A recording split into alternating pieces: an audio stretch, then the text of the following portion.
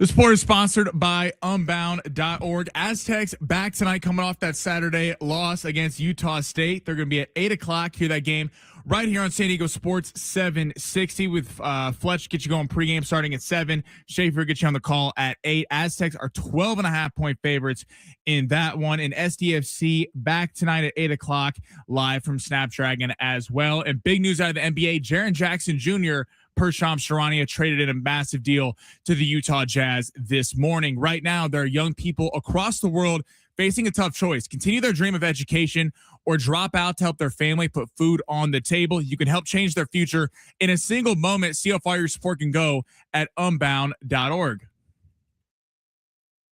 Welcome to the Fletch Zone. Not like other guys. Sound off like you got a pair. The Aztecs are back in action tonight, looking to get right after Saturday. Corner Oden, his corner three ball is good. J.O. with a big shot. Great to see for Jeremiah Oden. 5 days away. Opening night in the Bay for the Seahawks and Patriots. Met Tom a few times, and one of the best things he says, there's no shortcuts to it. There's no shortcuts to putting in the work and the proof's in the pudding. Everything I do, I just take it one day at a time. And I think that's kind of the mantra for myself and what I've been able to do, I guess, over the last couple of years. No Hall of Fame love for New England. Belichick, now Robert Kraft. We have no say in the voting process. We don't participate in the voting process. Plus, Sixers winning the game outright. They're 1.5-point dogs in LA. We're going under on Minnesota in Memphis, under 229.5 points in that game. Bad news. Texas Tech covers the spread tonight in college basketball against Kansas. let's talk about it all right now in the Fletch Zone. Welcome in, everybody. It's San Diego Sports 760 on a what's today, Sam? Is today Tuesday? Tuesday. It feels like a Tuesday. How's everybody doing? Welcome in. We got a lot to get to today. 2 hours for you. Aztecs basketball is back in San Diego. SDFC starts again here tonight. Soccer is going to be in San Diego for the Olympics. That was just announced. And AJ Preller has spoken. You're going to hear all of it over the next couple hours, but we do start every show just like this. Sammy Long, are you ready to have a great show? Yes, sir. I said, are you ready to have a great show? We have salespeople in studio. Yeah, what's going on, salespeople? I don't know if any of you could hear that, but we do have a trio of salespeople here at iHeart San Diego who are going to be stopping by. So YouTube chat, be cool. Don't see anything weird, all right? Don't embarrass us. If you want to watch the show on YouTube, you can. At San Diego Sports 760 on X, at Fletch and Sammy. You can find us there. Got a couple of guests today as well. Darren Smith going to be jumping on at 12:30. And then Mark Neville, the CEO of Sports San Diego, coming up at 1:15 to talk about the fact that San Diego is going to be hosting some Olympics coming up here in a couple of years. But we are going to start the show like this.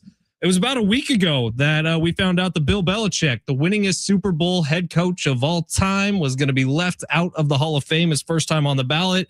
And now the winningest owner in Super Bowl history, Robert Kraft, his old boss, is also being kept out of the Hall of Fame this time around. Sammy, this all seems very silly and very placated, but here we are again, and the two best at their positions in the history of the NFL have both been kept out of the out of the Hall of Fame. What's your reaction? Well, at least they were consistent. I mean, I think it's BS that they're both out, but I mean, if the reason that they weren't going to be in or Belichick wasn't going to be in was because of Spygate, was because of Deflategate, and like I don't get that at all. I mean, how do you keep the head coach of one of the winningest dynasties in not only the NFL but the history of sports out?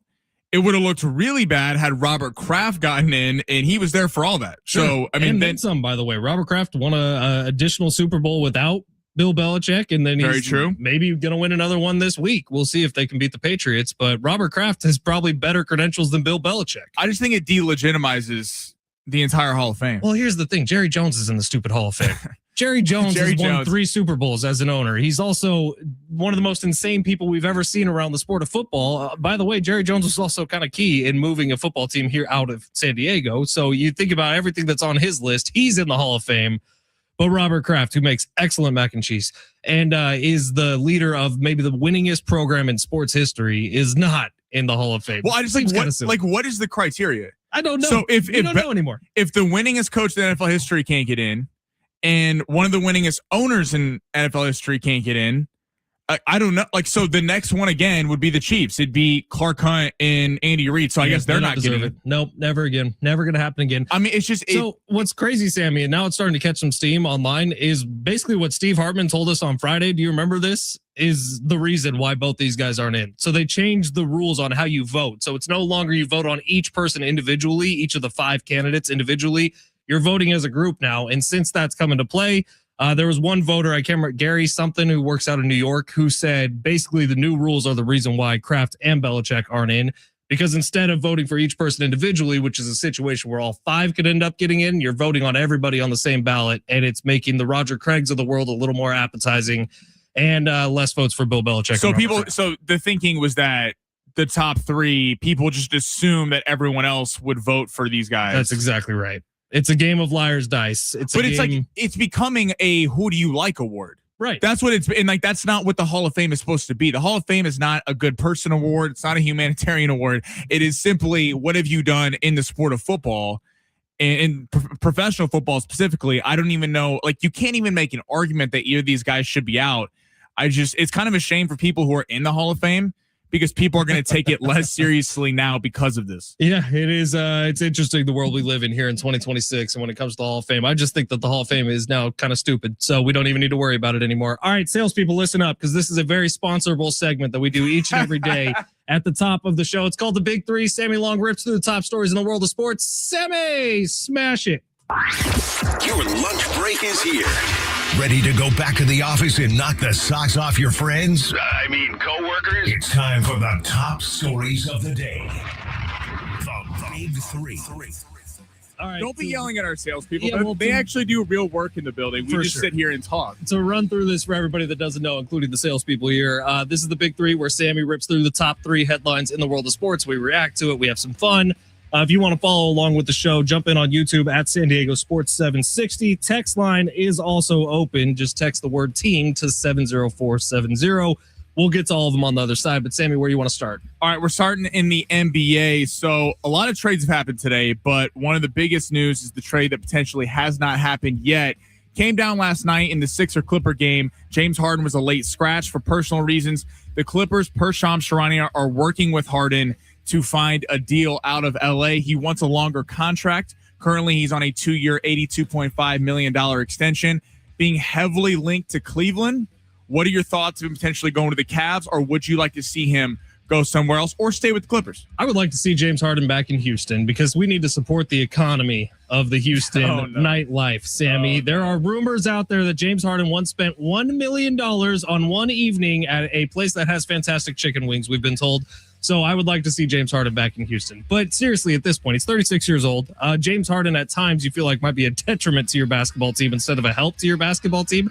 Like, what does James Harden go for at this point? I turn to my NBA expert, Sammy Long.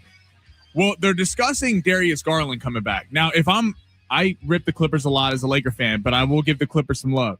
But if you're Cleveland, why would you do that deal? Because it kind of helps both sides. So if you're Cleveland, you need a number 2. Why did you bow out to Indiana last year in the second round after being the number 1 seed for the entire season? Was because you didn't have a number 2 star alongside Donovan Mitchell. Donovan Mitchell was averaging like 30 points per game in that series. The problem is the rest of the team, it's a collection of guys. Talented, Garland, Max Strus, Evan Mobley's a really good player, DeAndre Hunter, who used to be there and now is in Sacramento. Harden gives you a bona fide number 2 who could bring the ball up and let Donovan Mitchell play off ball and be a pure scorer. It works for them. It put them toward the top of the Eastern Conference. If you're the Clippers, I think it's smart. Like, this core, even though they've been playing excellent basketball the last month, James Harden, Kawhi Leonard, they're not winning a championship. Like, they don't play enough defense, and they're both 2 injury-prone players. So you're telling me I'm getting back a young star guard in Darius Garland who you can build around for the future? I think this is a genius deal for the Clippers and the Cavs if it happens. Does Cleveland have a place where James Harden would be able to frequent late night? I don't know. Have you been to Cleveland? I haven't. I've honestly never been to Cleveland once in my life, but I'm wondering. Text us 70470. Start your message with team. Yeah, maybe if you're from the Cleveland area. Let us know if there's some spots that James Harden would enjoy. I mean, $1 million in one night. Talk about buoying a local economy. That's pocket money to him. Pocket change. Nothing. All right. What's next, Sammy? Let's head to the NFL. New Browns head coach Todd Monken says Shedeur Sanders is not the guaranteed quarterback 1. Now, this is interesting coming after all the potential head coaching candidates for the Cleveland Browns had to write out an essay about why they should be the head coach. And one of the questions on the essay was they had to answer what their plan was, how they would develop Shedeur Sanders going forward. So now all of a sudden Todd Monken is kind of, he got the job, walking this back. What do you make of these comments after Shedeur Sanders? I think it's a whole lot of nothing. I really do. Now, the Browns have the 6th overall pick in the draft coming up in this year. I highly doubt they're going quarterback because I don't know who'd be available. What, Simpson from Alabama would be the guy at number 6, probably. So you look at the Cleveland Browns and you think, okay, well, if Shedeur's not going to be the starter, not the QB1, is it Dylan Gabriel? Because we saw how that went last year. And I think the Browns looked better and had a little bit more juice with Shedeur Sanders. It wasn't great with Shedeur either. But the only thing this could possibly mean is Todd Monken is trying to either leverage the front office into trading for a Kyler Murray or a Tua Tagovailoa or one of these quarterbacks that we expect to not be with their team, or he's just wanting to make sure Dylan Gabriel is trying his absolute hardest to have fun at training camp next year. I think so too. If you're Todd Monken and you have assurances that you're going to be here after this year, you have one of the best case scenarios. Either you develop Shedeur over this year and you look like an absolute genius because a lot of people have kind of written him off, or you don't and you're picking toward the top of the draft and you're going to be able to take a quarterback next year that has Maava to USC, Arch Manning, Dante Moore, Lenoris Sellers. I mean, go down the list. And think what they could do with 6 this year. Pick number 6. You can get the best offensive lineman in the draft potentially. And the Browns have the defense is elite. The problem is the offense is garbage. Like you need receivers. They got something to Harold Fannin Jr. There's something cooking there in Cleveland, but this is a political answer, I think. This is, hey, we don't know who it is. It's likely going to be Shedeur. I'd rather it be Shedeur than they bring in a veteran for a year. Like, see what you have. Then why did you take Shedeur if you're not going to develop him? But again, I think this is kind of PR. Like, hey, everyone's got a shot. To your point, Dylan Gabriel, even though we all know they don't. All right, we got one more here? Yes, we're going to go to the Buffalo Bills. Brandon Beane, who was promoted after they fired Sean McDermott, but the GM of the Buffalo Bills was actually promoted in the offseason. A lot of people would criticize the hiring of Joe Brady. In him getting promoted, he said, quote, F the outside noise, okay, on critics of their offseason, was going off on a recent interview about people criticizing the Buffalo Bills. But what was the word? Well, we can have a very short career on radio if we say it. What is your reaction to him calling out the media for calling him out? Dude, Brandon Beane, I don't get why Buffalo kept him, if I'm being completely honest. You're moving on from Sean McDermott. Sean McDermott did kind of turn the franchise around. Brandon Beane has had how many All-Pros, Sammy? How many All-Pros has Brandon Beane had? 2. That he drafted. Thank you. It seems a little crazy that they are sticking with the guy who, like, the team has gotten worse around them as their quarterback has gotten better. And Josh Allen is the elite of the elite. He might be the best quarterback in football, definitely in the top 3 conversation. But outside of that, what does Brandon Beane do to surround him? Well, he got him a really good tight end in Dawson Knox, maybe another one in Dalton Kincaid if he could stay on the field. He got him a really good running back. What's the Bills' receiving core looked like over the last 5 or 6 years? It's gotten worse. So for the Buffalo Bills, I'm looking, if there's one problem on the team, it's not been the defense. The defense has been fine until this year. It hasn't been the head coach. The head coach has gotten you to the postseason over and over again. The problem is the general manager. And I think the draft this year is going to be huge for the Bills. And if they had been drafting better, maybe they have a Super Bowl. But the drafts haven't been great. Well, you hit it on the head. I mean, I compare it to what the Eagles have been able to do with Totally. low draft picks. The Rams have been able to do with low draft picks. I mean, if you're Brandon Beane, they're calling you out. Right. I mean, I don't think people would have had as much problem with the Joe Brady hire if they went and fired Beane and got a new GM, and the GM deemed was like, you know what? We think Joe Brady hasn't gotten his opportunity. We like what he's done with the offense, especially in offense, to be fair to Joe Brady, that hasn't had good receivers, that hasn't really had a lot of weapons that you look at his disposal. That's one thing. But when the PR look is you fire McDermott, even though he couldn't get over the hump, he was a perennial really good head coach. You fire him, you promote the guy who has no business being promoted in Brandon Beane when he's, 2 Pro Bowlers his entire career, has failed to put a team around Josh Allen. Also had Jalen Waddle available to him for a first-round pick at the trade deadline, decided not to go in that direction. The Bills certainly could have used a wide receiver in that playoff game against Denver. And then you hire Sean McDermott's understudy. I mean, I think Buffalo Bills fans are sitting there going, like, it's just more of the same. You thought any more about my theory that the Joe Brady thing is just a placeholder for Mike Tomlin? I think there's water to your theory, but where I think your theory goes off, like Brady's not going to go back to being the OC. Right. Like he could be a stopgap where they're going to try him for a year and then just fire him and get Tomlin or McDaniel when McDaniel becomes available after the Charger job. But there's no way Joe Brady's the OC, goes to the head coach. It's like, hey, I'm cool with going back to being the OC. All right, here's what we got coming up today. Darren Smith's going to be joining us in about 15 minutes. Talk some SDFC, talk some Padres with D. Smith. We also have a pair of tickets for you to win. Coulter Wall with Hayden Redwine at Gallagher Square, Petco Park, February 20th. Tickets and info at Ticketmaster.com. Just hang on for a little bit before we get those. And the text line is asking the sales staff who's in studio with us today to start beer bonging beers. Sammy, you got any beers back there? Oh, we don't. We should have been more supplied. I know. We should have been the more text prepared. line. Yeah. I'll go steal some Coors Light from KGB. All right, it's San Diego Sports 760. Take a quick break here on the other side. Aztecs back home tonight. What do they got to do to get back on track after that Utah State loss? That's next. San Diego Sports 760 live on the iHeartRadio app.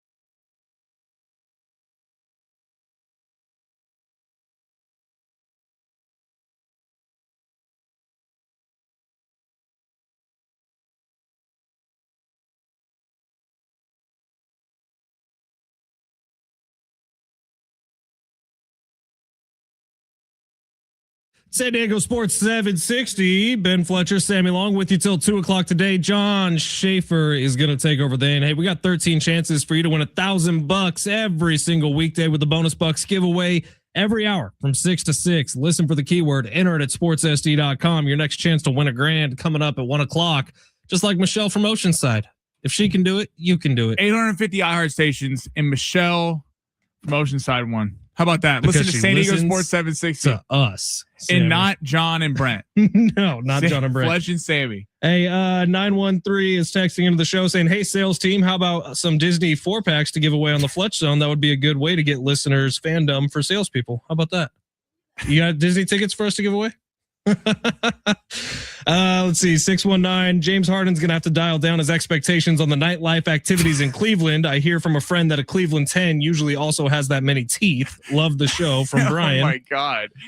858. Fletch, Yelp says that Power Cabaret is the spot in Cleveland. Sammy, road trip. Here you know we what go. I love how quick on the draw all of our text line is with all these spots in Cleveland. So we did some digging, and James Harden actually spent $1.53 million in a single night at a Houston strip club during his time with the Rockets. James Harden might be getting traded today to Cleveland. That's the plan. Well, the problem, he might be great in Cleveland because the problem is he gets distracted in cities like Miami and Los Angeles and New York, where there's a lot of extracurricular activities to do. Cleveland, I mean, these are great, but I don't know that Cleveland has some crazy nightlife that James Harden is going to be distracted from trying to win a championship with. Dude, his jersey is literally hung in the rafters at Dreams Houston Strip Club. I'm sure it is. Like it is. I'm looking at it right now. You spend $1.5 million a night. That's what you get, Sammy. So start working hard, saving up those money, and then we'll see if we can get your jersey. It's like a adult Buffalo Wild Wings. You know when you do the $100 challenge, if you eat all the wings, then you get the shirt.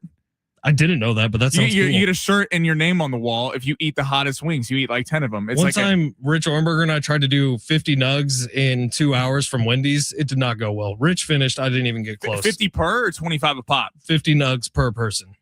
I got maybe to 15, and then I started feeling sick. What went into your guys' thought process as to why that was a good idea? One Instagram post, Sammy. That's all it takes these days. All right, coming up tonight, San Diego State. The Aztecs are back home. They got Wyoming. Pregame gets going at 7 o'clock tonight. John Schaefer's going to have tip-off just after 8 o'clock tonight. And this is a nice little get-back-on-track game. So the schedule has been tight for San Diego State. It's been tough. You think about the road trip to UNLV, the home game against New Mexico, the road trip to Grand Canyon, the road trip to Utah State. It's been a brutal last couple of weeks. Theoretically, the schedule does lighten up for the Aztecs here over the next couple of games. They got Wyoming at home today. They were able to take care of business at Laramie earlier this year. And then you go on the road to Air Force. Air Force doesn't have a single win in conference yet. So San Diego State, theoretically, should have a nice little soft week here. But some things need to change. And I think the Aztecs need to get a little bit healthier. That loss to Utah State feels like a bit of a gut punch because you had the game won at a couple different times in it, and you fall. So coming up tonight here, obviously some things need to switch around. San Diego State, I think being back home will fix everything. The defense started to lapse towards the end of that game against Utah State. The rebounding was pretty pitiful for the majority of it. So what does San Diego State need to do tonight, Sammy, to get a win against Wyoming? Well, Utah State and Wyoming are two very different teams in terms of Utah State has a lot more talent, but they also are led by Nasir Meyer and Leland Walker. Kind of like at Utah State, they had two really good players. That was the catalyst for most of their scoring. Wyoming is the same thing. There's really two guys on this team that you have to kind of be scared of. And the Aztecs played such a good game at Utah State for about 75 to 80% of it. And then they went in that stretch, that 4 to 5 minute stretch where they didn't score, and it feels like they couldn't buy a bucket. And on the road, that's not going to work out. To your point, at home, you got the crowd. It's easy to, whenever the Aztecs at home are going through scoring droughts, usually what happens, there's a steal, there's an easy bucket going the other way, and they're able to kind of get out in transition and run a little bit. Hopefully they kind of get back to that. In the front court also didn't have as quite a good a game as they had been before against Utah State, a little bit more quiet offensively. So Aztecs got to get back to what they're doing. Again, 12.5-point favorites.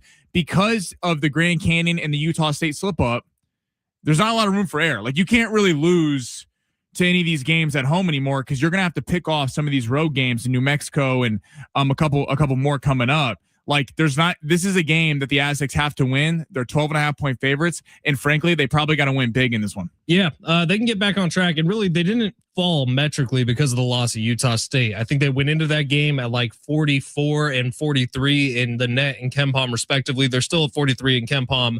They dropped down to 45 in the net ranking. So this is a big week because, like Sammy just said, depending on the KenPom projections of these games, you need to outlast them. Yes, text line is very funny. No, we cannot read that on the air. What we can read is this from our buddy Rich saying, we need Magoon Guath back, but we can get right this week. This is a get right week. The Mountain West schedule was finally nice for the Aztecs. So for the next couple of days, San Diego State needs a couple of big wins. All right, Darren Smith is coming up next. We're going to talk some SDFC with D. Smith. We'll talk some Padres as well. I don't know if everyone saw the AJ Preller comments, but some juiciness there. So we'll get to it in a little bit. Colter Wall tickets coming up in the next 30 minutes. Don't go anywhere. It's San Diego Sports 760 live on the iHeartRadio app.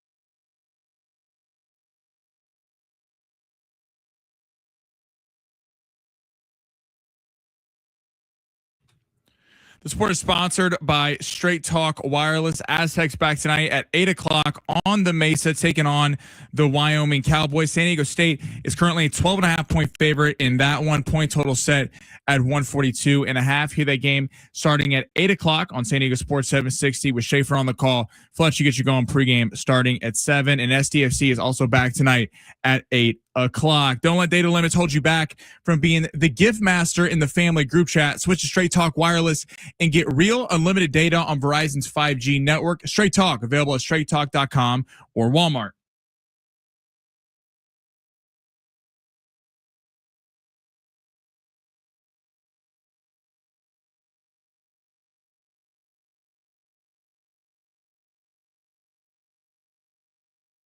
Aztecs hoops tonight from the AHAS Arena. 8 o'clock tip time. 7 o'clock pregame coverage gets going here on San Diego Sports 760. It's San Diego State, Wyoming at the AHAS Arena. Going to be a good one. Also going down tonight, SDFC's back on the pitch. How about it? Hell yeah. Feels like we just finished everything up, and then all of a sudden it is back, and can't wait for it, man. So we got Darren Smith here, who was calling a bunch of the games alongside Adrian Garcia Marquez. They did such a good job this past year. D. Smith, how the heck are you, man? It's been a while. Has it? Like you said, I feel like the season just ended. I feel like I just took one long nap, and then all of a sudden, here we go again. November 29th, I think it was the final match of the year, the Western Conference Final. But we are ready. Well, whether we're ready or not, it doesn't matter. Here we go. 8 o'clock tonight. Ball's on the ground. Referee blows the whistle. Let's go. It's going to be fun, man. So, Darren, for those who don't know, let's talk about CONCACAF a little bit. I read the abbreviation earlier. It's a long one, but it's basically Caribbean, the continental United States, and a bunch of other things. But what is CONCACAF in relation to SDFC? Sure. So SDFC is an MLS club. MLS is part of a region that is called CONCACAF, which is the Confederation of North America, Central America, and the Caribbean. So there are all these different soccer clubs that play either in MLS, Liga MX, down to Honduras, Costa Rica, into the Caribbean, Trinidad and Tobago. And the very best from all of those leagues that are governed, right? Think NCAA, all of the best teams from each of these leagues. If you qualify, you get to compete in this tournament called the CONCACAF Champions Cup. So it is, the best of Liga MX. It is the best of MLS. It is the best of Central American clubs from Costa Rica, Honduras, Belize, wherever. They can qualify from all sorts of different places. They're thrown together into this knockout tournament, and it starts tonight. They have a draw. SDFC has a really difficult draw in that they're getting two Liga MX clubs that have had lots of success. Well, they're starting with a club tonight, but if they advance, then they get a really, really good club as well. So that's the long and short of it. It is based on your success. It is based on merit. How you have performed in your league allows you to qualify for this tournament, which, in my opinion, is the most prestigious soccer tournament available in North America. With, obviously SDFC, phenomenal season last year and then kind of the Final Four per se. But the whole Chucky Lozano situation, him on his way out, what's a player for SDFC do you think in year two we're going to be talking about as a potential next kind of foundation part of this team? Well, I think that Amal Pellegrino, if he can pick up where he left off, which, was on a heater, it's a guy who scored 6 goals, I think, in the final 7 matches. He's a guy who I would guess is going to start at left forward tonight, where Chucky Lozano had previously played. I think a guy who's been forgotten about because of injury, because he missed essentially almost every game, is Marcus Ingvarsson, who is healthy. He's supposed to play in the middle. He's a former Golden Boot winner with FC Nordsjælland in Denmark. That was a player who a lot of, they never could get the central attacking striker position right after Marcus went down, right? So, I think if Marcus comes back and he's healthy, that's certainly somebody that I think, we would expect more from. This is a real prove-it year for Marcus Ingvarsson, who didn't do all that much last year due to the the nagging injuries that just completely corrupted his season. So I think those two guys, in terms of new players, I don't know if he will or won't be available tonight, but there's a forward being brought in, a Scottish player by the name of Lewis Morgan. I'm excited to see him. I mean, he's a proven goal scorer and a goal contributor when he's healthy. So hopefully we get a chance to see him sooner rather than later. And then it's also just the development of younger players like Manu Dua. It's the development of a player like Luca Bambino, who really established himself as, an every match starter, and watching to see what it is that those guys can do in a second season and a full season in their young careers.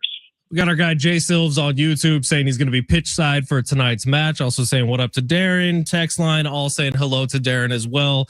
Darren says hi to you. Line. Yeah, 70470. Start your message with team. That's exactly Yes, right. So Darren, on YouTube right now, you have a video out. You can find it on his X account at D Smith Show, previewing tonight's match between SDFC and the Pumas from Mexico City. But Darren, what was your take on the whole Chucky Lozano thing? Because we had Tyler Heaps on our show right after the article came out in the UT, and he was very honest and straightforward and saying, yeah, our plans don't really involve Chucky Lozano moving forward.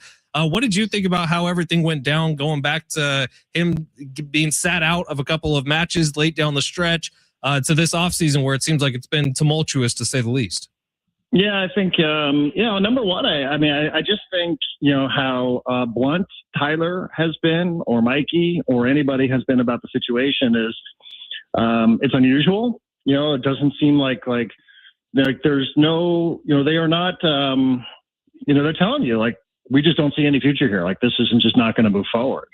And it's a bit odd because we're so used to executives telling us half truths, and we're so used to executives trying to maintain some level of leverage, should you want to transfer a player like this. But, that doesn't seem to be the priority for them. The priority seems to be, our message is clear that, this player is not part of our future.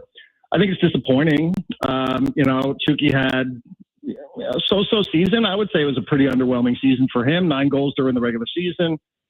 7 of them, came in open play, 2 penalty kicks.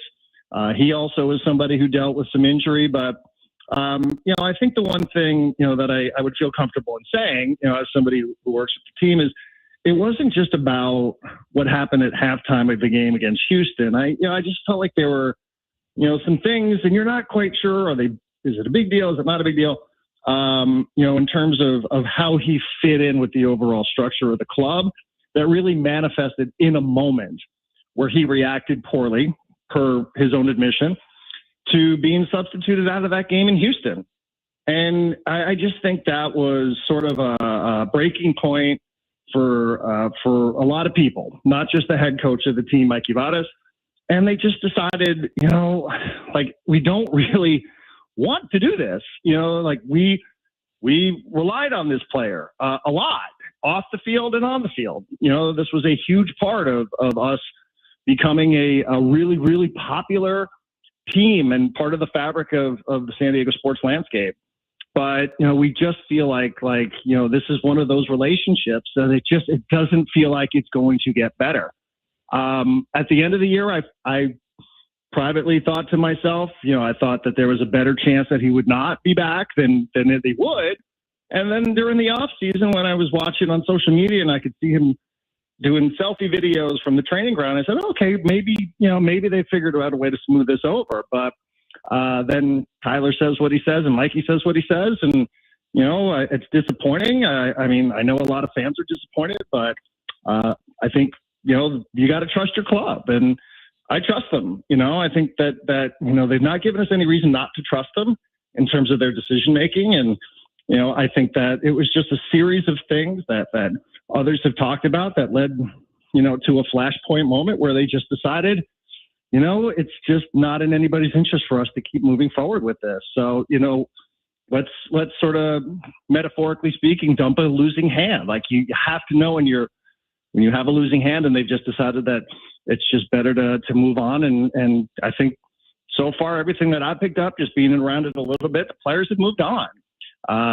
Huge risk, things don't go their way tonight. Things don't go well a week from tonight in Mexico City. Everybody knows, what's going to be said about the decision making here, but, it feels like their shoulders are broad enough that they can handle that criticism should it arrive. I'm kind of shot in the dark question, but World Cup coming up this this summer, does that change like around the MLS and for SDFC? Is it you need to develop a little bit more your bench because some of the stars who are going to play with their countries might be a little tired coming down the stretch, or is that kind of irrelevant and you're going to go with your roster no matter what? Well, I mean, I think for the most part, there will be a pause for Major League Soccer. So, it's not like you're going to have to play without guys for a long stretch of time like you did last year, right? Like there was that tournament during the summer last year, the Gold Cup, where you had to play without Anibal Godoy for several games. You had to play without Luca De La Torre for several games. And, for the most part, MLS is going to take a break. I think you have to develop a better bench just because, that was not, I think it was like 15, 16 goals off the bench last year. So, I mean, I just think you have to do it because, you cannot rely on everything going through Anders Dreyer, as great as he was. I'm sure other teams will adjust. You're still trying to figure out exactly what it is that you're going to do without Chucky Lozano. So, yeah, like I do want to see them develop a little bit more. They were good off the bench last year, but, I would like to see them, perhaps find themselves with a little bit more depth defensively, due to some of the changes. So, I mean, I think the World Cup is also interesting just from the standpoint of, what we were just talking about. Chucky, like he's kind of got to get going here. Like there needs to be a decision if he's going to be part of Mexico's World Cup squad. Anders is still out there, but I mean, the long-winded answer to your question is, I think you'd be striving for a little bit more depth, regardless of what it was that was happening this year. But yeah, for sure, there were games last year where SDFC had like 3 substitutes or like 4 substitutes, and like one of them was a backup goalkeeper. So they're always on the lookout for that. It is crazy how similar the Chucky Lozano thing feels to when Chris Paddock was just practicing on the side fields for like 6 months as a Padre. Hey, Darren, you mentioned it earlier, but you're so used to management telling us half-truths and everything. Feels awfully familiar in San Diego, especially with a guy like AJ Preller sometimes. I'm sure you saw the video Marty posted over the weekend with his comments at FanFest talking about his contract going into a lame duck year here for AJ. What did you think? Well, reading between the lines of what AJ Preller had to say, what's going on with him and his contract? It just doesn't sound to me like he's ready to sign. I mean, just based on what it was that I saw, the same video that you guys are talking about from FanFest, he even says like a lot of this is on me, and it doesn't feel like it's a huge priority for him. Are there details about the structure of the contract that have presented to snag in negotiations? Yeah, it's possible.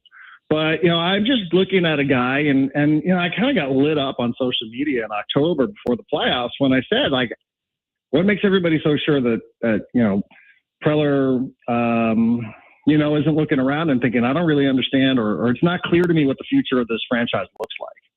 And now it's even doubly more so because now we know that the team is for sale, or that, the current owners are exploring a potential sale, which, sounds like it's picking up a little bit of steam. So my read on it, having known Preller a little bit over the years, he's got a good poker face, but my read on it is he's not, it's just not a big priority for him to do this. Especially while there's uncertainty as to, what the structure of ownership is going to look like here over the next couple of weeks, or probably more likely the next couple of months. And the maybe not season coming up in a couple of years here as we head towards a potential lockout. Yeah. I mean, listen, I mean, I think he was, part of what made Preller, part of what makes Preller was his relationship and the dynamic with him and Peter Seiler. Right. Right? Like that was a great partnership. There was such a unique compatibility between the two of them, and that's not there. And it doesn't mean that Preller will never accept another job anywhere else in baseball. I mean, I'm still pretty sure he was sniffing around the Colorado Rockies job during the off season.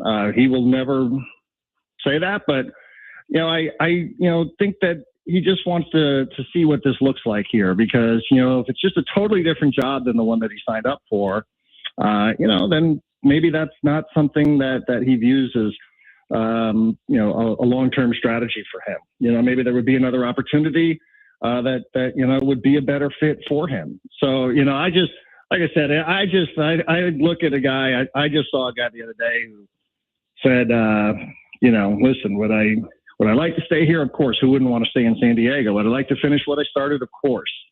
But, I'm also fine to tap the brake a little bit and just see what this thing looks like when everything, shakes out of the sale tree. It's going to be fascinating, man. The Padres, they got a lot of intrigue coming up this season. It's going to be an interesting one for sure. You think? D. Smith, man. Yeah, a lot. Great to hear your voice. Great to chat with you. I wanted to get your thoughts on the Olympics coming to San Diego too, but we ran out of time. So we'll get that at a later date. But follow him on X. They're my thoughts. It's a great thing. It's a great thing. It's amazing that you have the Olympics coming. The LA Olympics are coming to San Diego in 2028. It's going to be fun. Everybody will be excited. At D Smith Show on X, he's got a YouTube video up right now previewing tonight's SDFC matchup with the Pumas. D Smith, always great to hear your voice, man. Talk to you soon. All right, boys. Thank you. Darren Smith. We remember Darren, man. Love chatting with Darren about some SDFC getting going here tonight, 8:00, Snapdragon Stadium. There are still tickets available. The supporter section's been completely sold out, but SanDiegoFC.com is where you can buy some tickets for tonight's matchup between SDFC and the Pumas. Sammy, are you ready to make us all some money? I am. So the Sixers came through last night, plus money. Unfortunately, the under in Minnesota and Memphis decided to both have two of the highest scoring games of the season. So my bet on that one. And then the Kansas Jayhawks came back late. Darren Peterson, 2 clutch threes at the end. Otherwise, the Texas Tech spread was looking very good. Well, tonight's a new night. That's what we always say. So, Sammy, time to make us some money. Let's do long shots next. It's San Diego Sports 760 live on the iHeartRadio app.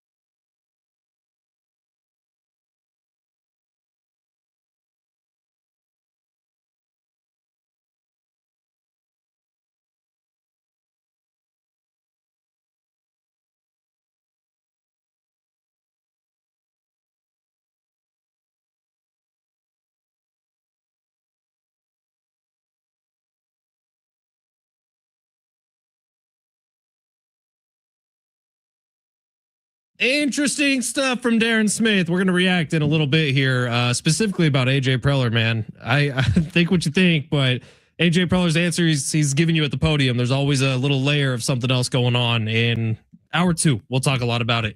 Also in hour number 2, Mark Neville's going to be jumping on. He's the CEO of Sports San Diego. We mentioned it, but the Olympics are coming to San Diego, baby. You want to watch some Olympic soccer action, we'll have it at Snapdragon Stadium. Can't wait for that. And, of course, Coulter Wall tickets are coming up right after Long Shots. So, Sammy, let's not waste any more time. Try to make everybody some money here. Let's hit Long Shots. Smash it. You have to give me 1 second. Damn it. I was There's trying something to, called a cue that you have to hit me. delay it out a little bit. I was trying to go, Sammy, it's time for some Long Shots. Let's go ahead. Guess what? Are you ready for Long Shots? Smash it. You looking for some luck? Want to win big? Gotta play big. You are so money, you don't even know it. Time to take a chance Pay that man his money. with Long Shots. All right, text line's reminding me we haven't talked about it. Big game tailgate coming up on Friday. Be there or be square, baby. We got tickets to give away. We got a signed Aztecs football to give away. We got some free pizza to hand out. Sammy, what's the code word for free beer? Josh Allen PR team. Not free beer. Free beer out of my wallet. I will buy the first 5 people beer who say that. I might be buying shots. Who knows? One You have beer to show up to find out. per person. I don't even think that's necessarily legal, but we're just going to do it anyway. Why is that not illegal? If you whisper Josh Allen PR team very seductively into Sammy's ear, I will buy you. Why a does it have beer. to be my ear? Because I'm the one paying for the beer, Sammy. All right, let's get to some long shots. Where are we looking today? We're going to the association. I like it. And guess what? Trade deadline is to our benefit today. Ooh. You know why? There's been trades flying all over the place. So that means guys aren't playing tonight. Right. People are sick. People or are injured. sitting. Their calves hurt. By the way, how fast after Giannis gets traded is he healthy again? Oh, we're going to be out there. We're going to be ready for the next game. Cool. We don't. This is in the Bucks' best interest and his best interest. No one wants him playing. All that does is going to mess up a potential deal going forward. All right. My Achilles. Ouch. Wow. First bet of the night. Celtics, Mavs. Okay, breaking news from Vucevic from the Bulls is on his way to the Boston Celtics for Anthony Simons in a second-round pick. But guess what? That means Anthony Simons isn't playing tonight. Anthony Simons, very talented player, kind of made his hay with the Portland Trail Blazers. They acquired him in the offseason. He's been a good player for them. Anyway, I like Boston plus 7.5 tonight at home. I think Celtics could win this game, losing a little bit of guard depth with Simons. Jaylen Brown is fantastic, but the map, what? You said Boston plus 7.5. I think they're favored by. I meant Dallas plus 7.5. That's Dallas plus 7.5. Dallas plus 7.5 at home against Boston. Cooper Flagg been playing excellent ball recently. I know PJ Washington is out tonight, but Max Christie quietly has been putting together a really good season. They have the defenders in to really kind of cause some problems for Boston. They're kind of built similarly. Now Boston's a much better team than Dallas. They have some high expectations this year. I actually really like that Vucevic deal for them to get them a real center to go alongside Queta. But Gafford's going to be able to handle Queta tonight. I think Christie and Cooper Flagg have big outings. 7.5 is a big number to be laying on the road. We're going Dallas plus 7.5. All right, Magic Thunder, Oklahoma City, favored by 9.5. Now, as you know, we're 1-0 against betting against Oklahoma City. All right, Minnesota absolutely took it to them. I don't know that they went outright. 9.5 points. Give me the Orlando Magic. Tell you why. They got a big matchup tomorrow, the Thunder against the Spurs. Now, the Spurs and Minnesota are actually 5-2 combined against the Oklahoma City Thunder on the season. I know Wagner's out tonight, but Banchero, Anthony Black, Jalen Suggs, Desmond Bane. This is a really underrated team down there in Orlando. Because it's the Orlando Magic, they don't get a lot of publicity, but otherwise they would be. You know, Jalen Williams is out tonight. Caruso's out tonight. AJ Mitchell's out tonight. Hartenstein's a questionable game time decision. That's a lot of points, even though Oklahoma City's fantastic. That's a lot of points to be laying at home. Give me the Magic plus 9.5 in that one to cover the spread. And then we're going to go Nuggets, Pistons, point total at 228.5. Listen, both these teams are really good defensively, especially Detroit. They just acquired Kevin Huerter in a deal. Give me the over 228.5. I think this is a fantastic game tonight. This could be a potential finals preview. It sounds crazy to say, but the Nuggets are a really good basketball team. They just got Jokic back. Cam Johnson is still out tonight, but Detroit, what they've been doing, Jalen Duren, Cade Cunningham, I mean, just go one of the most complete rosters in the entire NBA. I think there's a lot of points tonight. and I don't know that Duran's going to be able to maintain Jokic. How the Nuggets play basketball, even though the Pistons have one of the best defenses in the entire sport, the Nuggets are so guard oriented. They're going to be able to break down that defense for Detroit. So we're going to go over 220.5 points in that one. So to recap, over 220.5 points, Nuggets, Pistons in that one. Then we're going to go Orlando to cover the spread against the Oklahoma City Thunder in Oklahoma City plus 9.5. And then give me Dallas plus 7.5 at home against Boston after Simons just got shipped out of town. I like it. Let's win some money. That one's an 8Xer. I like that. I like this lineup. I feel very confident about this lineup. Again, Thunder going to be looking ahead to tomorrow. By the way, that OKC Magic line is moving in the direction you just said. On certain apps, it's moving to plus 7.5. Do you still like that number? Yeah, I get it in now. Get it in at 9.5? Get it in at 9.5. I got it at 7.5. So screw you got me, it at 7.5. Yeah. Again, I think this is going to be a really tight game because the Spurs game tomorrow, the Spurs are the so-called, quote, kryptonite for the Oklahoma City Thunder. If you believe that, maybe you don't buy it, but that's been the national narrative that they're trying to find. I think they're looking ahead on a back-to-back. I think Orlando gets it done. Magic, just go ahead and win it straight up. Take all the stress out of it for all of us. All right, let's give away some Coulter Wall tickets. How about that? He's going to be at Petco Park coming up on February 20th. Ticketmaster.com for tickets and info. If you want to go see him live and go for free, you can call right now, 877-767-4760. Sammy, what caller number would you like these to go to? Let's do caller number 10. Caller number 10. You're going to the show. It's San Diego Sports 760. You're listening live on the iHeartRadio app. Hour number 2 with some sound from AJ Preller on the other side. Don't go anywhere.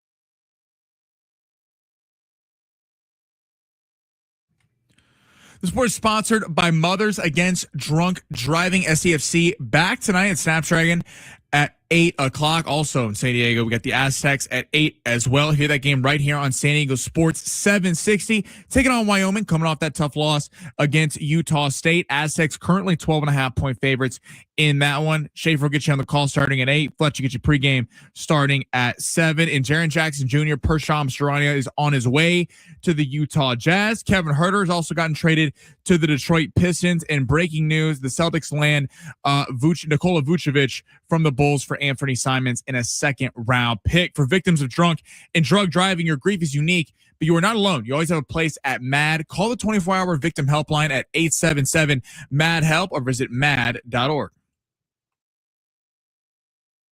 Welcome to the Fletch Zone. Not like other guys. Sound off like you got a pair. The Aztecs are back in action tonight, looking to get right after Saturday. His corner three ball is good.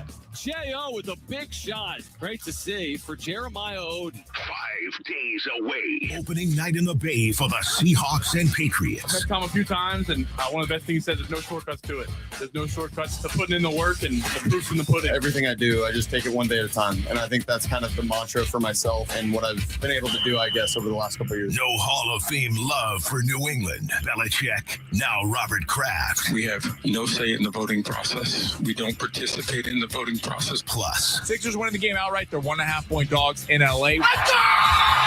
We're going under on Minnesota in Memphis, under 229.5 points in that game. Bad news. Texas Tech covers the spread tonight in college basketball against Kansas. let's talk about it all right now in the Fletch Zone. All right, it's hour number 2 here on San Diego Sports 760. Ben Fletcher, Sammy Long with you till 2 o'clock today. John Schaefer is going to take over then, and then I'll be back with you at 7 o'clock tonight, courtside of Viejas Arena, getting you ready for Aztecs and the Wyoming Cowboys of Laramie. They're here at sea level this time, so we're going to keep this thing fair and square, huh, boys? San Diego State, Wyoming coming up at 8 o'clock tonight right here on San Diego Sports 760. All right, it's been a busy show so far. We gave away some Coulter Wall tickets. Sammy, do you have the name of the winner on those? Sorry, I didn't prep you on that at all. We'll get that on the other side. Plus, we talked with Darren Smith earlier. If you missed it, it'll be on the podcast a little bit later on today. So go back and take a listen. I thought Darren was great, man. We talked about SDFC, their season getting going. I thought he had some really interesting thoughts on what's going on with the Chucky Lozano situation with SDFC, who's literally still kind of practicing with the team, but not on the team. And the team's been very direct about what's going on with Chucky. Now, on the other side of things, the other pro sports franchise here in San Diego, the Padres are heading into a season where potentially the team gets sold. They're heading into 2027 where potentially there isn't going to be a baseball season. They're also heading into the final year of AJ Preller's contract. Now, earlier this week at FanFest over the weekend, media members were able to catch up with AJ Preller. Really the first time we've heard him talk in a while, outside of the Michael King signing, where AJ Preller was asked once again about his contract situation. Listen very closely to what AJ has to say, and we'll talk about it here in a minute. But let's hear from AJ Preller himself talking about his contract. Yeah, I mean, honestly, I think part of the timing piece, I think a little bit is on me in terms of, you get into these off seasons. I know we haven't been super transactional. We did the Michael King move. We added Song. But it's, like the focus on winning and putting a team together and free agents and trades. I'm not great at, kind of like focusing on anything other than that this time of year, so I think that's been part of it. And ultimately I think I've been very consistent. I think you guys know, pretty realistic when it comes to making deals and what it looks like. And I think the biggest thing is, just in terms of I think when win-win deals is when everybody's fair and they're honest and realistic, and I expect something to get done, continuing to talk, and again, looking forward to continue to talk about the team and the what we're trying to do to put a better team on the field. So that's been the focus. So at the very least, we can all acknowledge this is weird, right? We can all acknowledge that the fact that this contract didn't get done right after the season finished up, and goodness gracious, why am I blanking on this guy's name? The AJ CEO. Preller. No, AJ Preller. Eric Grupner. Right after Grupner signed his contract extension. Why wouldn't Preller do that at the exact same time? Now, there's a few theories that have been floated out there. Well, Grupner got a piece of the team when he signed his contract extension. Maybe Preller wants that. Well, that'd be odd for a GM to get that. And then there's the other theory. The other theory that AJ Preller is stalling this because maybe AJ Preller wants this to be his final year with the San Diego Padres. And that theory makes a lot more sense to me. Like if you were just taking it at face value, Padres are heading into a season where they're not spending nearly as much money as they have over the last 5 years because Peter Seidler, frankly, just isn't with us anymore. And that's unfortunate. But can you imagine the Padres signing another $300 million deal here in the next couple of years? I cannot. So AJ Preller is heading to a season with uncertainty at the ownership level because the team might get sold. AJ Preller is heading into a season that might be the last season for at least another 2 years with 2027 looming and the potential lockout. Doesn't that feel like a pretty good opt-out for a general manager who maybe wants to go restart with a different team? That makes a lot more sense to me. Well, yeah, that was a odd answer. It's on me. I'm the reason why it hasn't been signed yet. That's what he said. Right. And if you're AJ Preller, I mean, you kind of own all the cards. I mean, think about it. Like the perfect excuse for the Padres to fire AJ Preller was at the trade deadline. You traded DeVries, traded all the top prospects. The Padres currently, I believe Salas just fell out of the top 100. He fell to 90 and now he's out of the top 100. So the Padres currently have 0 top 100 prospects. Hey, it's a top 30 farm system. Yeah. Best tweet John Schaefer has ever tweeted, by the way. 100%.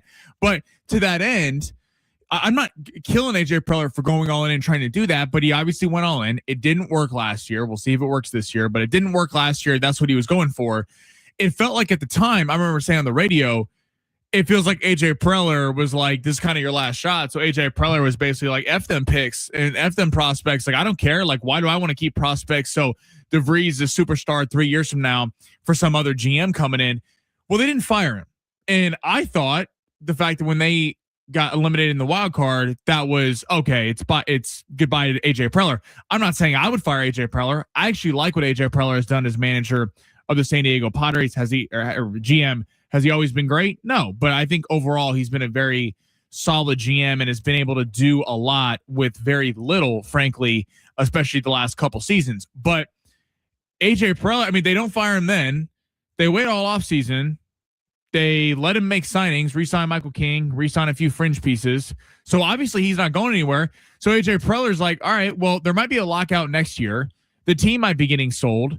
And maybe they're still not allowing me to spend money at the rate I want to get to. Oh, and I'm in the division with the Dodgers. If you're AJ Preller, you're like, yeah, I'm not sure I want to lock myself down to a 5-year deal too, because the Padres have already shown they're not going to go out and get high-priced free agents. So they certainly aren't going to go out and get a high-priced GM after not getting a high-priced manager who is a very financial-friendly hire in Craig Stammen. And you heard what Darren said with us earlier, where he said, I'm not entirely convinced that AJ wasn't sniffing around the Colorado job at the end of last year. Think about that from AJ Preller's point of view. Yeah, you're still in the division with the Dodgers, but AJ Preller was trying to build something here in San Diego, and maybe he maxed out what he could build here in San Diego. Maybe he maxed out in terms of the roster what could be a World Series contender, which I think the Padres have been for the last few years. They've been a contender. They haven't gotten over the hump, but they've been a contender.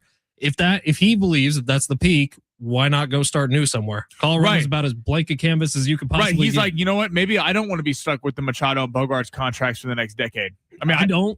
Right. I mean, the fans don't.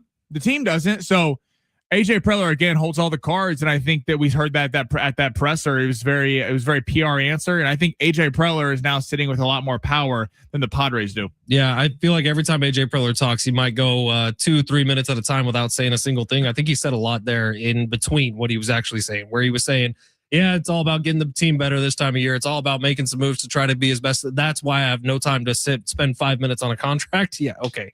I don't know if I buy that. All right, Sammy, we're going to do things a little differently this hour. We went a little longer on AJ Preller than I thought we did. So we're going to save the big three till 1:30 today.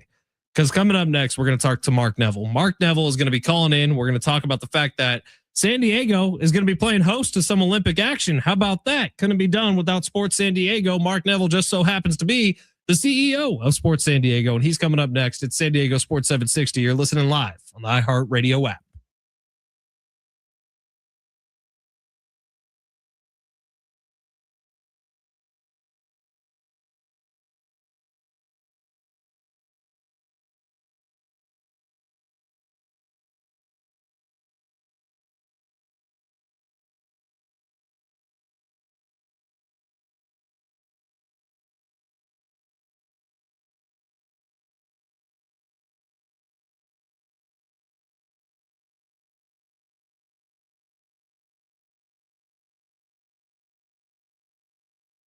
Hey, it's Fletch for Valley View Casino and Hotel. You got to get out there because coming up on Friday, February 13th, it is the Dave's $250,000 weekend windfall happening.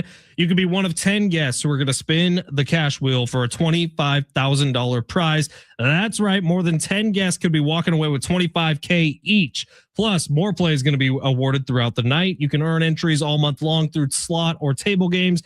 Activate your entry multiplier at our guest service kiosk located throughout the casino.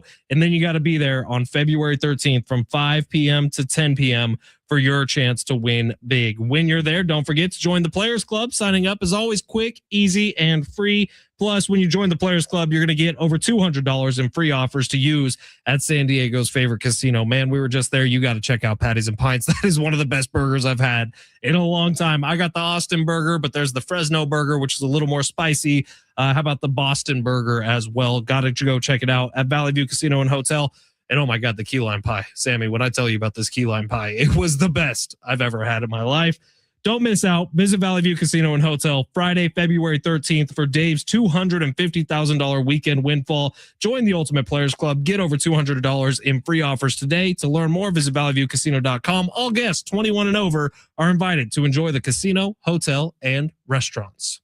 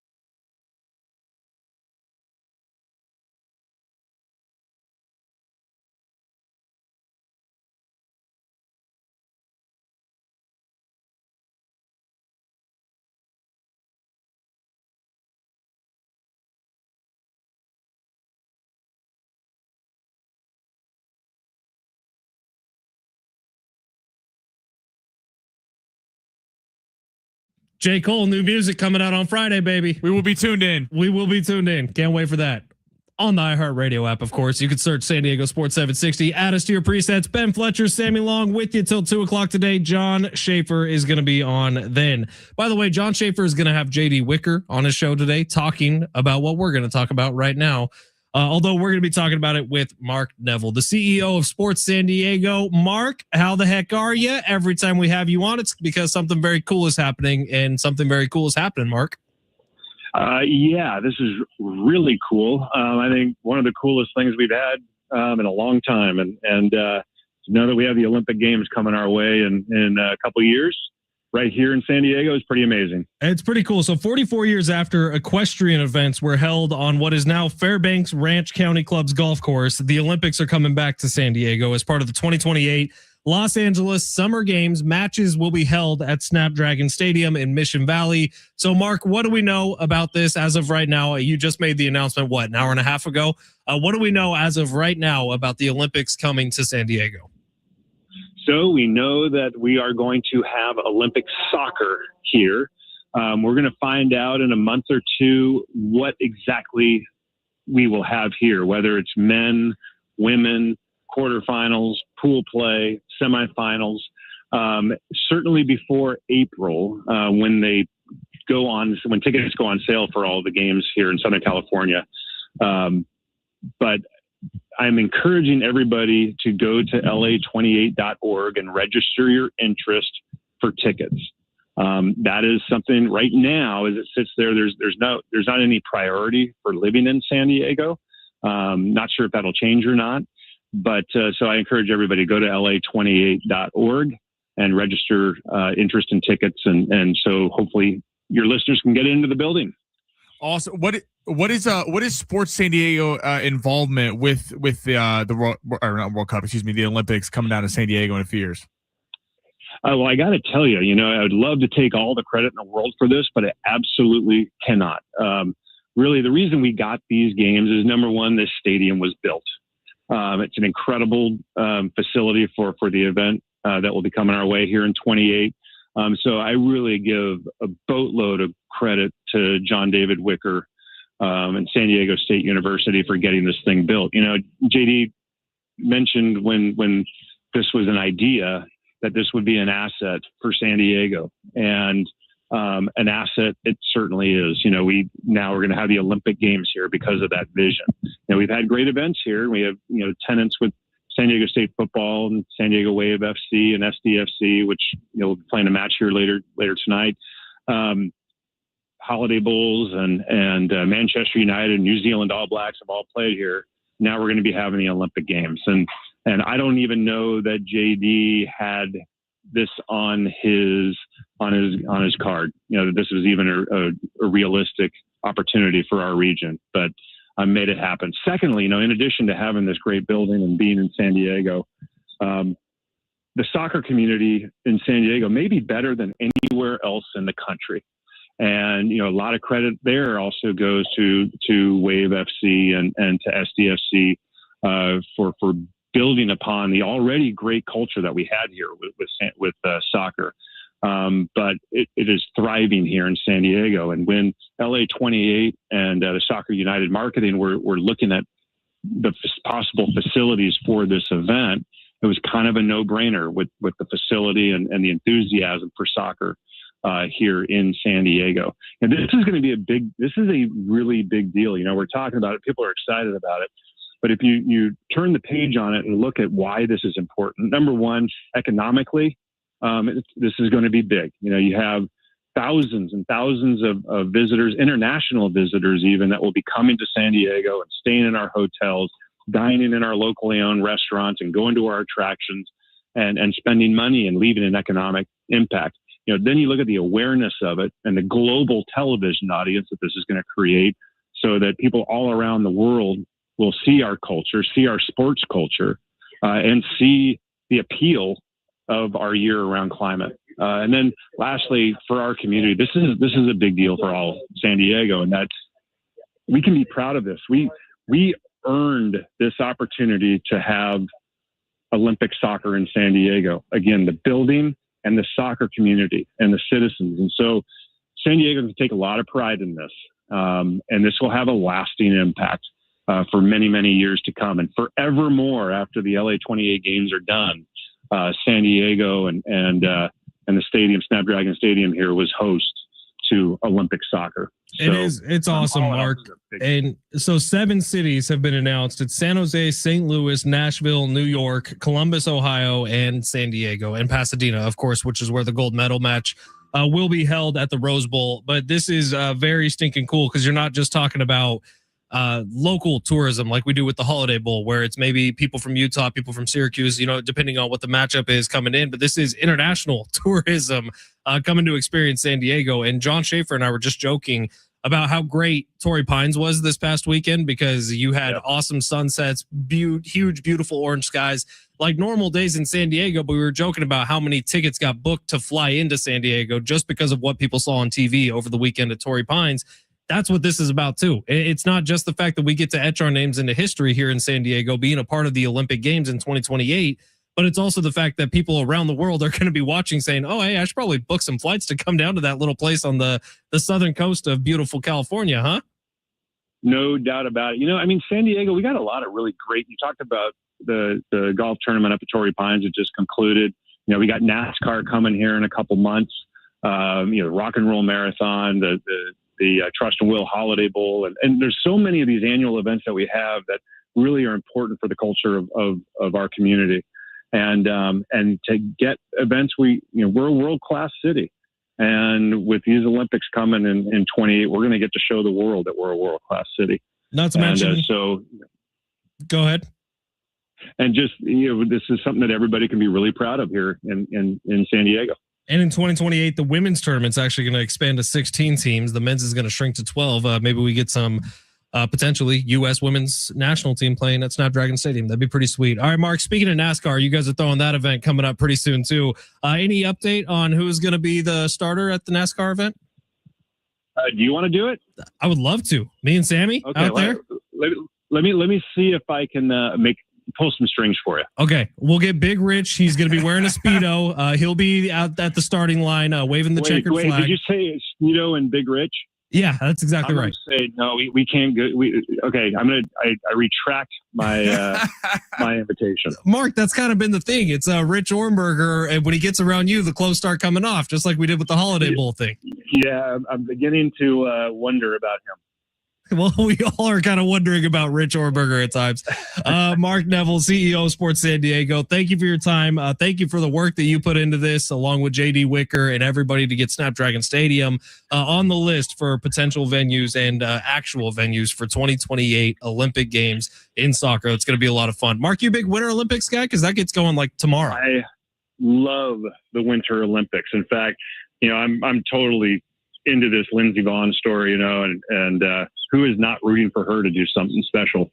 No, I love this. One of my bucket list items is I want to be along the downhill, the Olympic skiing downhill with a cowbell. That's what I want. That is like, if I could do anything athletically, that's what I want to do. That's Sammy's favorite event is the slalom skiing. Mark, you have no idea. He loves it. It's his favorite. We appreciate you, Mark. Thank you for being here, man. Always appreciate your time. All right. Congratulations, San Diego. Congratulations to San Diego. Indeed, that was Mark Neville. He's the CEO of Sports San Diego, bringing in the Olympic Games to San Diego. How about that? That's a pretty cool thing to notch on our belt. Yeah, Sammy, do you know, like, curling events start tomorrow? The opening ceremonies aren't until Friday. What can you bet on with curling? I don't know. Is it like how many pucks? Not brooms, like how many back and forths you have to do? Or what are they called? What are the pucks called in curling? What text line? Help us out. 70470. Start your message with team. What winter Olympic sport will be best to gamble on? It's just called the rock. It's called a rock in curling. It's called a rock or a curling stone. Curling's been around for like hundreds of years. It's called a damn rock. It's called a rock. That's very underwhelming. It's 42 pounds. I didn't realize it was that like heavy. Hockey we can bet on. Can we bet on figure skating? I'm sure we can. Like the dance moves and everything. Yeah. Like Chaz Michaels, Blaze of Glory. The Flying Lotus. Is that what it was called? The Flying Lotus. Because I swear, if you I love that movie. Chop my neck off because I'm going to kill you. That is one of my favorite movies. Chaz Michaels, maybe one of Farrell's greatest characters of all time. I would tend to agree. I think John Hader killed it in that role too. Nick Swartzen as the stalker. How about Pam from The Office? Woo, girl. Oh, that's a good movie, man. But yeah, Olympics get going tomorrow. Curling is wildly fun to watch. I think America's first match in curling is coming up on Thursday. What? I think we're overselling the impact of curling. Yeah, I love curling. I think the snowboard, the half pipe's fun. Unreal. Hockey's going to be great. Hockey's going to be great. By the way, all hockey matches are like watchable U.S. times, which is awesome. Most of them are starting at noon our time. Yeah, and so then listen to us and we'll keep you updated. The World Cup or the final, the gold medal match, if they make it that far, is at like 5 a.m. our time. That's the only one that's early in the day, but we'll definitely be. It's on a Sunday. That's you go sell out a bar at 5 a.m. That sounds great. Text us 70470. Start your mess with team. Are you into the Olympics? What is your go-to Olympic sport? And do you have insider betting knowledge that we can then repurpose for the show? We might need some listener long shots for betting on the Olympics because I don't trust. You don't trust my curling locks? I don't know how to bet on snowboarding or figure skating or speed skating, but I'm excited to watch all of them, and I would like to have some money on them. Yeah. So we'll see how we can do that coming up here in just a little bit. It's San Diego Sports 760. You're listening live on the iHeartRadio app. More Olympic curling next.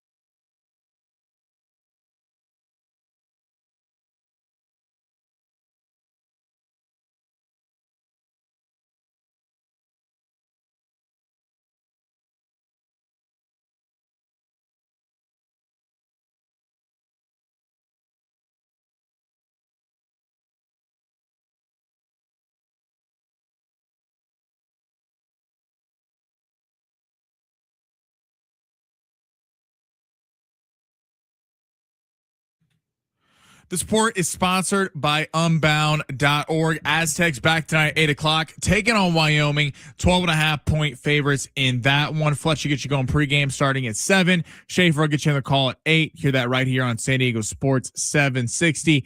SDFC back tonight as well at 8 o'clock live from Snapdragon. And then breaking news out of the NBA per Brian Windhorst. It is widely expected that James Harden in the Clippers is going to be traded for Darius Garland from the Cavs. He'll be on his way to pair with Donovan Mitchell in Cleveland. Right now, there are young people across the world facing a tough choice: continue their dream of education or drop out to help their family put food on the table. You can help change their future in a single moment. See how far your sport can go at Unbound.org.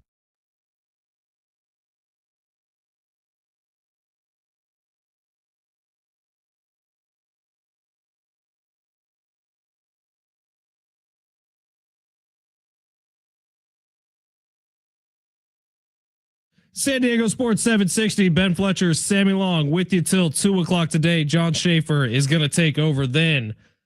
We asked, you answered. We talked about bets that we could place on Olympic Games, 858. All I'm interested is in overs for American total gold medals. Yeah, brother. LFG, America.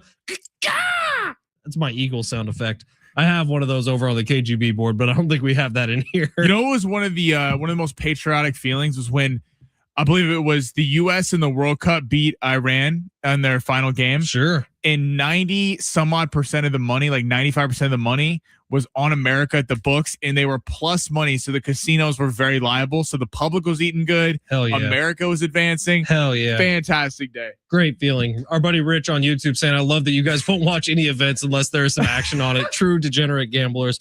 What up, dog? No, I'm honestly so excited. I don't care if there's money or not on hockey in the Olympics this year.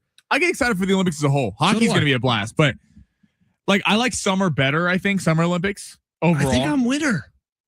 Unless like Michael Phelps is there just kicking people out of the pool. I think I'm a Winter Olympics guy. Because in summer you have basketball, you have swimming, which is a lot of fun. I mean, like I like snowboarding, hockey. That's going to be a blast. I think my problem is I don't really care about track and field. Like I'm almost watching javelin to see if a terrible accident happens. That's awful. I know it's a sickness, Sammy. It's really bad. Or pole vaulting. I'm like watching to see. All right, this dude's gonna fall. Oh my god, that French dude. He's got a huge. See, yeah. That's why I like in boxing in summer, so I always like that. But yeah, no, the Winter Olympics is fun. Speaking about our gambling, DGen 619 says Sammy. So you're justifying betting against your team because one of their players hit 2 threes to win the game. Shame on you, Sammy, SoCal Jayhawk. Listen, I was betting against Kansas. I was giving my honest thoughts. You know, I take the public's money seriously. I'm not just going to do homer bets. I thought KU was going to lose last night. They didn't. I'm not saying I'm sad about it, but I wanted to make everybody money. That's why we have insider info that Sammy Long has already smashed the under on the Kansas City Chiefs win total for next year. Well, why would I do that? I wouldn't want to lose money. Smashed the under. I can't wait for next football season, by the way, because of all the BS that I've had to listen to. All the BS for the last year. Straight facts, homie. That's all it's been. The Chiefs suck this year. Then the Niners are, well, you guys still get to play that soft ass third place schedule because you guys can't compete in your own division. But I am so excited for next football season. I don't think I've ever been more excited for an NFL season next year. It's going to be a letdown, tell you what. All right, let's get to the big three because we never did it at the beginning of the second hour where Sammy rips through the top headlines. We got some breaking NBA news. Sammy, why don't we go ahead and smash it? Your lunch break is here. Ready to go back to the office and knock the socks off your friends? Coworkers? It's time for the top stories of the day. The Big Three. Tell me the Padres made a move. Tell me the Padres made a move. Tell me the Padres made a move. Do you want me to tell you the Padres going to move, or do you want me to be factual? I want you to be factual. Then, unfortunately, I can't tell you that. Damn it. It'd be fun if they made a move. It's going to work one of these days. All right, Sammy, where are we going? Eventually. All right, per Brian Windhorst, it is looking official. James Harden is widely expected to be traded to the Cleveland Cavaliers for young superstar guard young star guard Darius Garland coming back to the Clippers. A, what is your reaction to the trade? And number two, do you think this makes the Cavs the favorites in the Eastern Conference? See, I honestly have a hard time dealing with James Harden because I feel like half the time he might actually hurt the team by playing because of his style of play.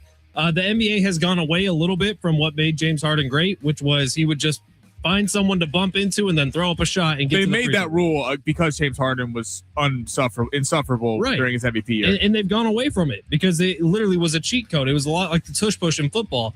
So I don't know that James Harden immediately bumps Cleveland anywhere. I think if anything, they may have lost themselves a playoff series because James Harden is going to be on the team. Wow. By the way, Decades in Cleveland is supposed to be the best nightclub closest to where the Cleveland Cavaliers play basketball. Yeah, we have a lot of great texts that some of them we can't read about.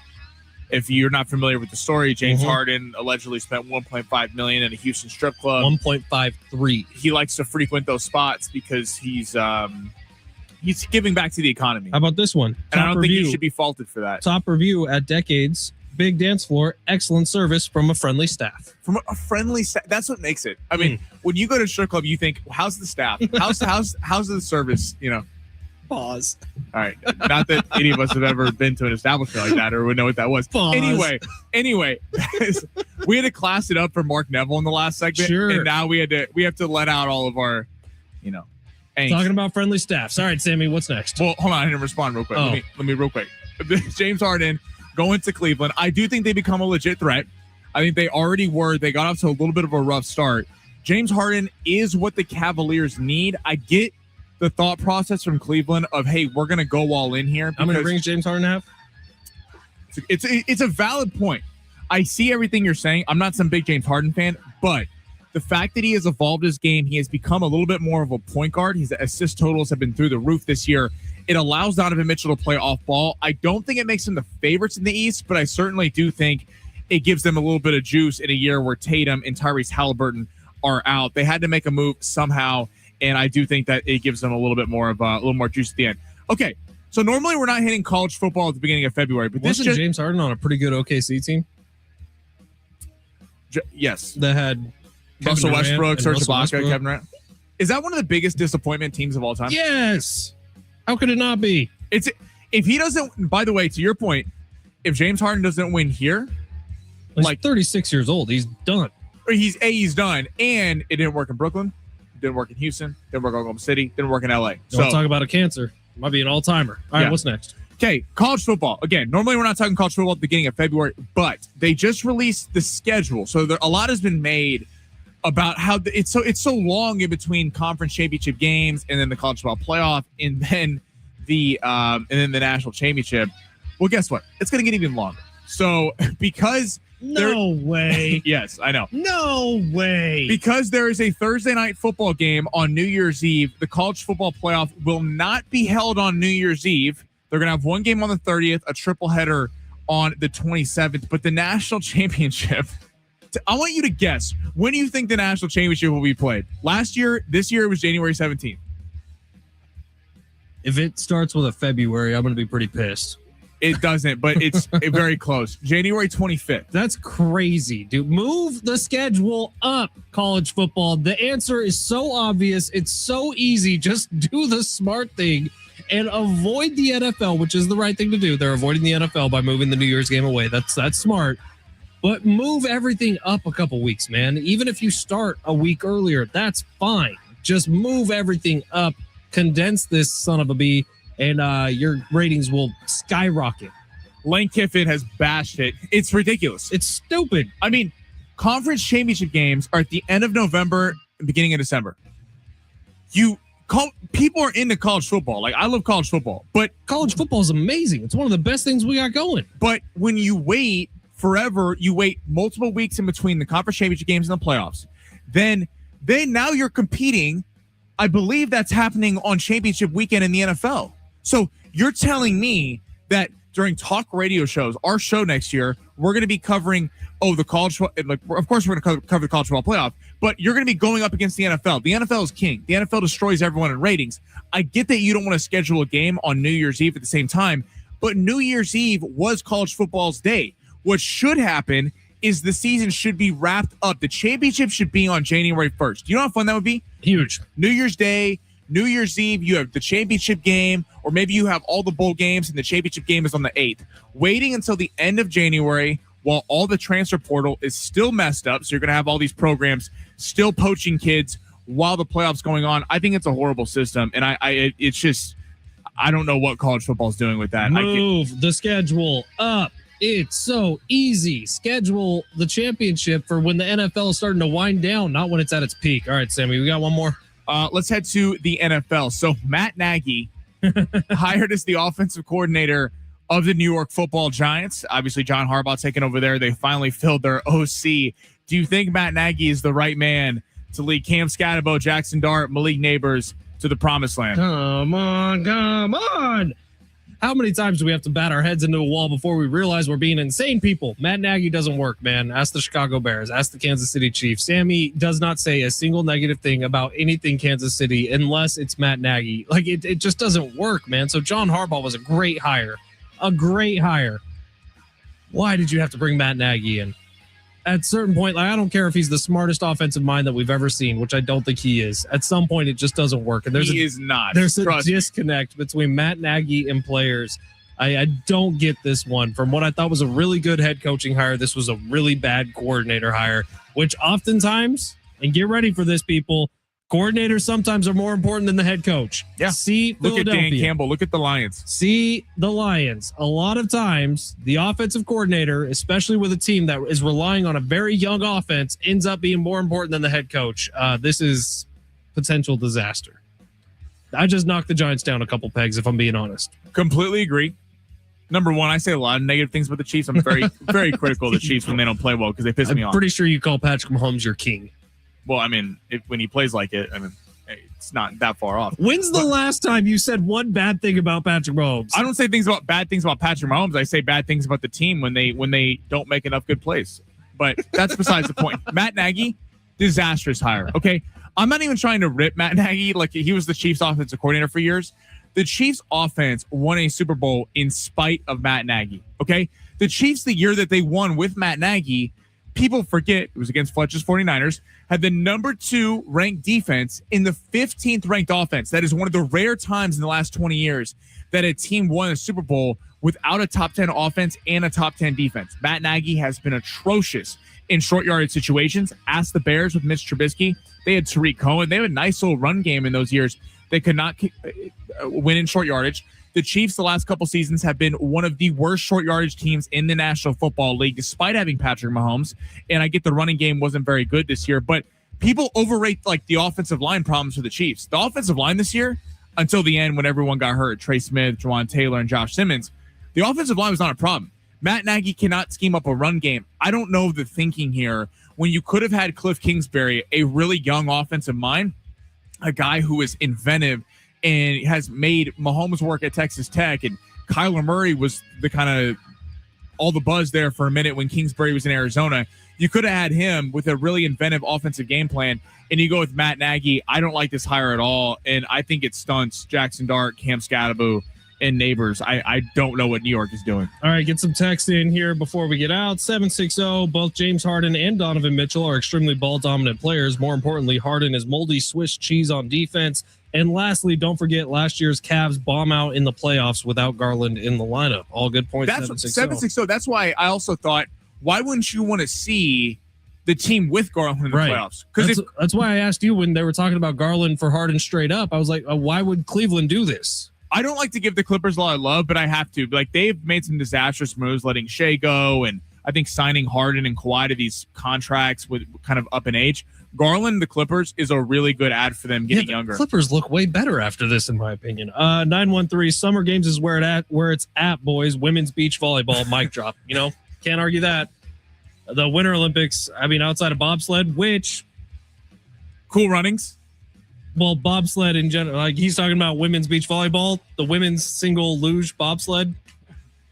What is that, like a bunch of models? Look up Alessia Crippa. She's out of Italy. Might change your mind. 913. Really? So wait, the bobs. I thought it'd be like figure skating.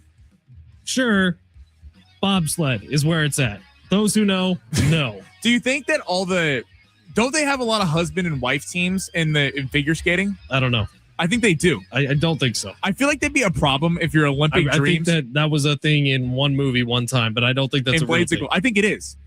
Some of them have. Mike's off for a second, Sammy. I'm going to tell you something here. let's not assume things. No, about that certain is people. accurate. No, Everyone's thinking it. Sammy just didn't put it together. no. Let's not assume things. By the way, a lot of husband and wife combos. Could you imagine that? I don't think there's any husband and wife I think there are. combos. Can you imagine the home life going home from the Olympics where you lost and you're married to each other and someone didn't pull their weight? You didn't hit that triple axel right? Blades there down. are husband and wife couples in competitive I figure told skating. you there are. Madison Cook and Evan Bates. They Don't got be married in assuming things about 2024. people because of the sports they choose to How play. about it? Who knew? Not me. I'm surprised. I learned something today. Thank Is you, Madison playing? Sandy. They were in. Do you play ice skating or do you compete? I think you just do ice skating. You just do. It's like a task. All right, it's San Diego Sports 760. We'll take a quick break here. The show's going to be off the rails during the Olympics. For We 2 will weeks. reset long shots on the other side and get you ready for tonight's Aztecs game coming up next. It's San Diego Sports 760 live on the iHeartRadio app.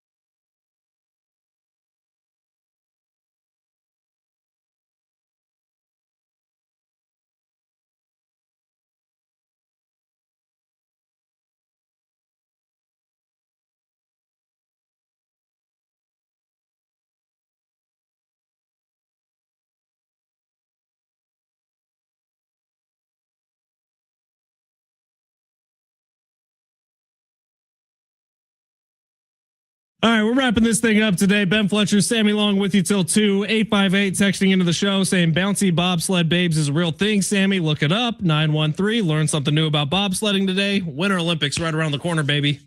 Let's get in the film room. Do some studying ahead of the 2026 Winter Olympics. Yeah, bobsledding is a cool sport, man. Yeah. Cool runnings. Cool the runnings. Jamaican team qualified, by the way. They did? Mm-hmm. I feel like everyone's going to be pulling for them. I think so, too. Outside of America.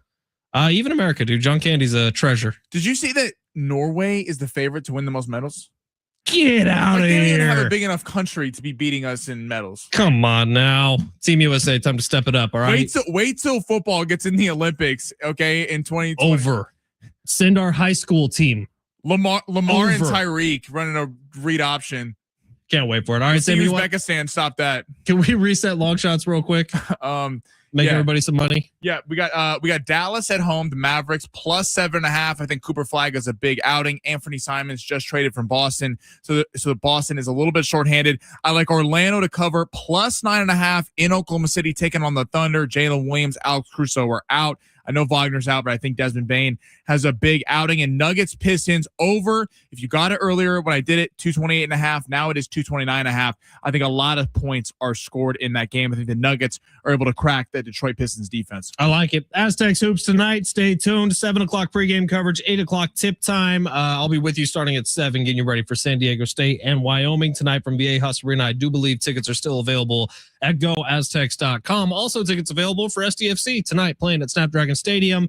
San Diego FC.com for that. They're playing a CONCACAF matchup against the Pumas from Mexico City. Let's go SDFC. Let's go SDSU. Let's go Padres. Maybe something will happen between now and tomorrow's show. We'll see. It's San Diego Sports 760. And John Schaefer is coming up next. See ya.